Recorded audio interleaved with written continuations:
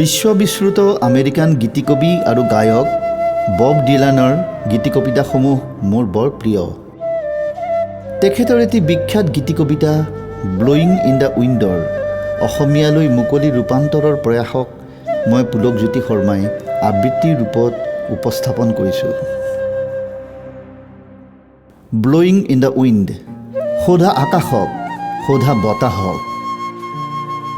জীৱন পৰিক্ৰমাত কোনটো ধাপ অতিক্ৰম কৰাৰ পিছত এজন মানুহক আচলতে মানুহ বুলিব পাৰি? ডেউকা কোবাই কিমানবাৰ সাগৰ মহাসাগৰ পাৰ কৰাৰ পিছত বগা কপৌজনীক নীৰৱে অকণ শুবলৈ দিব পাৰি? আৰু কিমানবাৰ অগ্নিবৰষ হোৱাৰ পিছত কামানৰ গোলাবোৰ চিৰকাললৈ নিষিদ্ধ কৰিব পাৰি? তাৰ উত্তৰ বিয়পি আছে আকাশত, বিয়পি আছে বতাহত। বান্ধ, উত্তৰ সোধা আকাশক, সোধা বতাহক। একোটা পৰ্বত কণ কণকৈ গলি সাগৰত বিলীন হৈ যাবলৈ কিমান যুগ লাগে, কিমান যুগ? নিষ্পেষিত বঞ্চিত সকলো মানুহ মুক্ত বুলি একেটানে ক'বলৈ কিমান বছৰ লাগে, কিমান বছৰ?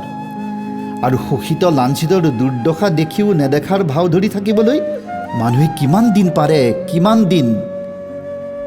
তাৰ উত্তৰ বিয়পি আছে আকাশত, বিয়পি আছে বতাহত। বান্ধ, উত্তৰ সোধা আকাশক, সোধা বতাহক। কিমানবাৰ ওপৰলৈ মূৰ তুলি চোৱাৰ পিছত অন্তৰে আকাশখন উপলব্ধি কৰিব পাৰে?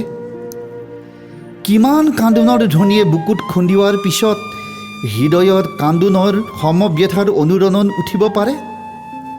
আৰু কিমান মৃত্যুৰ দৃশ্যত নিৰ্বিকাৰ হৈ থকাৰ পিছত বুকুৱে ভাৰাক্ৰান্ত হৈ অনুভৱ কৰিব পাৰে বহুত হ'ল, বহুত মৃত্যু হ'ল। তাৰ উত্তৰ বিয়পি আছে আকাশত, বিয়পি আছে বতাহত। বান্ধ, উত্তৰ সোধা আকাশক, সোধা বতাহক।